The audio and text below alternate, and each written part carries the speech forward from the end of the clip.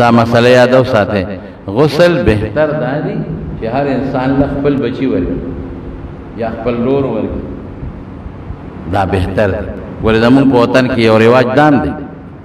چې مړی وشي نو یې ورشه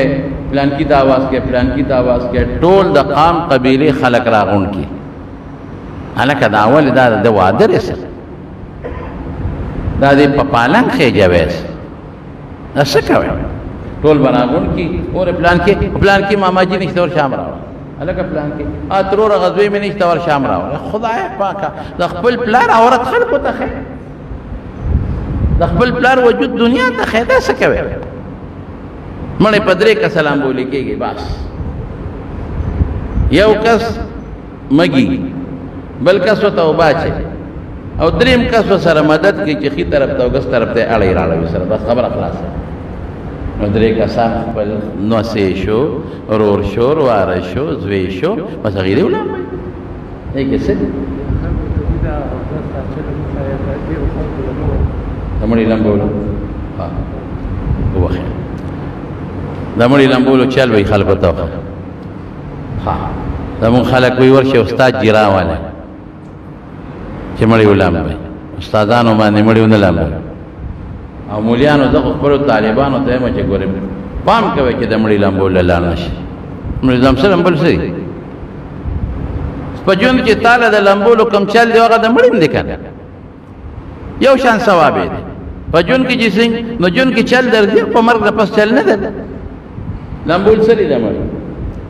مړي به په تخته باندې واچي جامې به ترې وباسي په عورت د پاسه به یو ټوکړه واچي په عورت د پاسه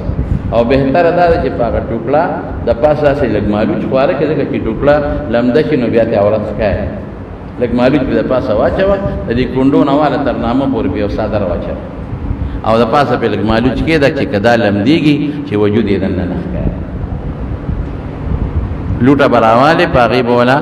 غلې غوندې نر به باندې وړه او غټه استنجا بیا به کڅوړه لاس ته واچئ کڅوړه او یو کس به راته اوبه اچوي نو به اوبه وله ښه په اسانه استنجا وکړي په دې خېټه به نرۍ غوندې لاس وله راکاږي نرۍ بعضې وخت کې خېټه کې د شي ووځي نو چې هغه ختم شي د هغې نه پس څه دي چاردام به وله خوله کې به وله پوټې غوندې اوبه واچوي خوله خو نه وازېږي او په دې ګوته به یې لږه هغه ده استنجا کڅوړه به لرې کې بله به واچي بیا به وله پوزه کې نری غوندې ګوته ووایي بیا به وله مخ ووینځي څنګه چې بیا ښی لاس بیا ګس لاس په سر به وله مسو کې او خپې به وله لاندې ووینځي دا چارهدام شو هغې نه پس به څه وکړي 3 ځله به غسل ورکړي بهتر خو دا دی چې اوبو کې د بیرې پاڼې واچي او لږ کافور پکې واچي خو زمونږ خلک هغه د بیرې پاڼې او کافور اوس نه استعمالي د هغې په ځای صابون استعمالوي نو یو ځل سر به وله ووینځي صابون سره نو دوباره به پې وواچئ چې پاک شي یو ځل به په اوبه واچئ چې لون شي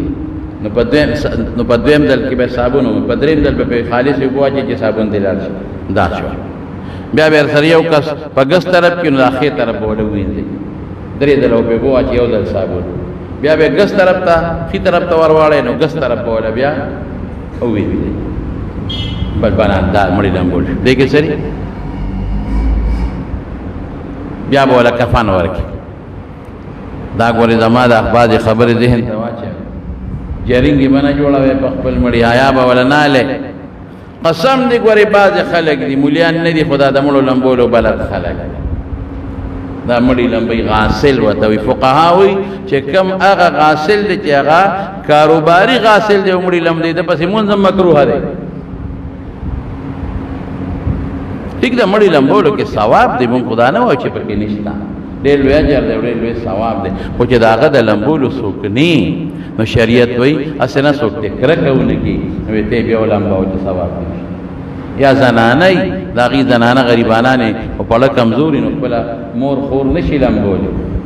نو که یو درېم ګړې زنانه او هغه ولمبوي نو الله به وله اجر او ثواب